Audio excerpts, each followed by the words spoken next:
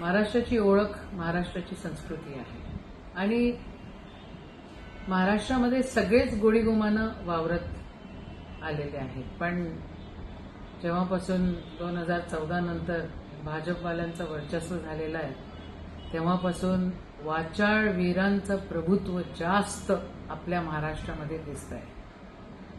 आज ज्या प्रकारे स्वतःला भाऊ म्हणून घेणारे भाजपमधले काही नेते ज्या प्रकारे आई बहिणींवर बोलतायत, इतक्या खालच्या स्तरावर जाऊन बोलतायत, म्हणजे अक्षरशः यांच्या तोंडातून गटारी वाहतायत असं म्हणायला काहीच हरकत नाही.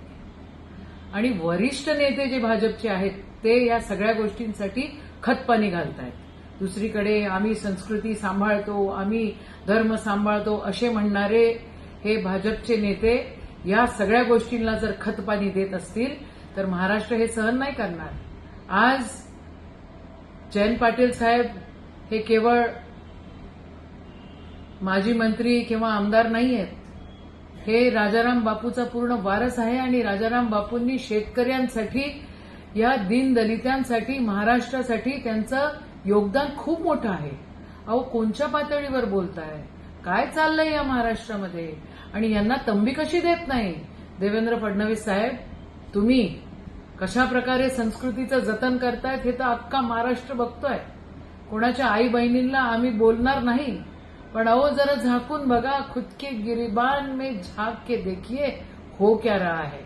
या सगळ्या गोष्टी अतिशय वेदनादायक आहे, न सहन करणाऱ्या आहे आणि आम्ही हे सहन करणार नाही. जे काही जयंत पाटील साहेबांच्या परिवाराबद्दल बोलण्यात आलं त्या सगळ्या गोष्टीचा आम्ही निषेध करतोय आणि महाराष्ट्र अशी भानगड अजिबात सहन करू शकत नाही, एवढं लक्षात ठेवा. आदरणीय नरेंद्र मोदी साहेबांच्या आईंना काही बोलल्या गेलं आणि कोणीतरी आलतू फालतू माणसांनी बोललं तर तुम्ही म्हणतायत की ये देश की माताओं का अपमान है.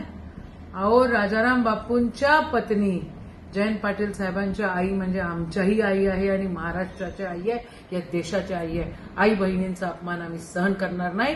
तुम्ही तुमच्या नेत्यांना तंबी दिली पाहिजे, व्यवस्थित वागवलं पाहिजे आणि शिस्तीत ठेवलं पाहिजे. जय हिंद, जय महाराष्ट्र.